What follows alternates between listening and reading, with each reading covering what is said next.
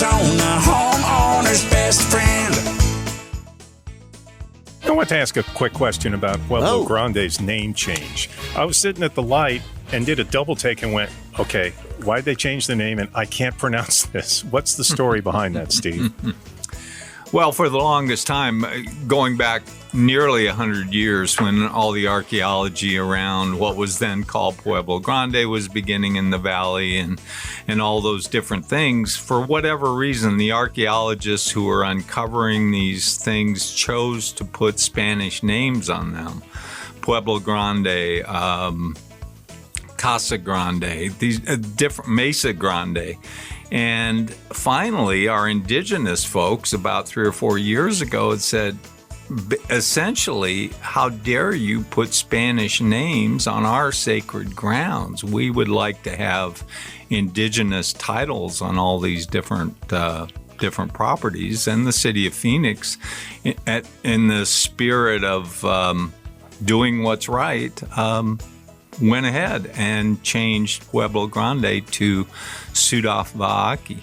And currently Mesa Grande is in the process of being changed. Things like this take a long time to get right, but yay for the city of Phoenix for doing the right thing and hanging in there. Well, to get right, but to rememorize. I mean, that's still Blockbuster Desert Sky Pavilion in my mind. It's still Bank One Ballpark. Yes, exactly. Right. You want me to rememorize a new name for something that's always been, you know? I got pretty good in Jennifer and I's last vacation to Europe with iTranslate, but I'm going to have to check and see if there's some Tohoto O'odham translation in iTranslate.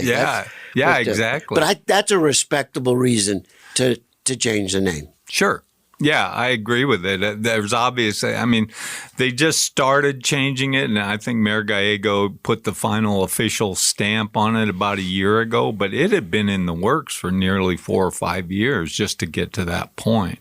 And you walk in the door, and there's a large table display of the area, 3D map of the area, and kind of what it could have looked like, aerial photo of the original settling of the valley by the indigenous people. What else are we going to find there? There's a hike you can take, I think, that's a little short stroll that's really educational.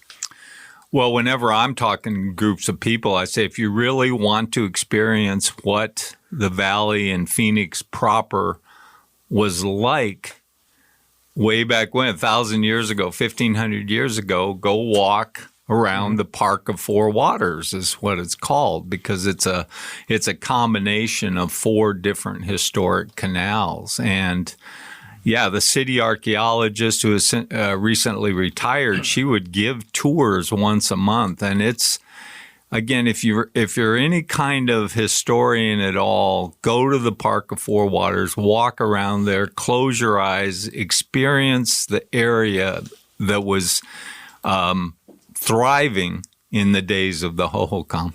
And where is that?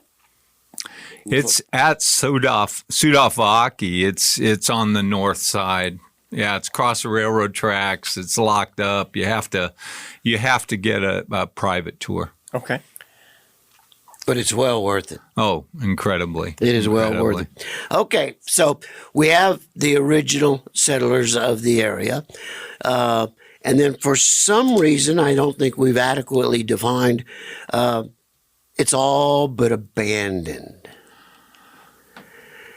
And then the white settlers, the Europeans, show up and discover this abandoned canal system. And we have a military presence in the general vicinity, and we have an entrepreneur that moves in and really begins the development of what we now know as the city of Phoenix. And we're not going to have time to get into it but before we go on a bottom of the hour break and get caught up in news and stuff. But that's where we're going to go next. How did we go from an abandoned metropolis for its day with 1,000 miles of working irrigation canal system, a population of 200,000 plus people, to an abandoned riparian valley in the middle of the Sonoran Desert, and convert that to Phoenix? Can we take that trip together? Yeah, Yeah, it's a snap. It's okay. All right. Rosie on the house, every Arizona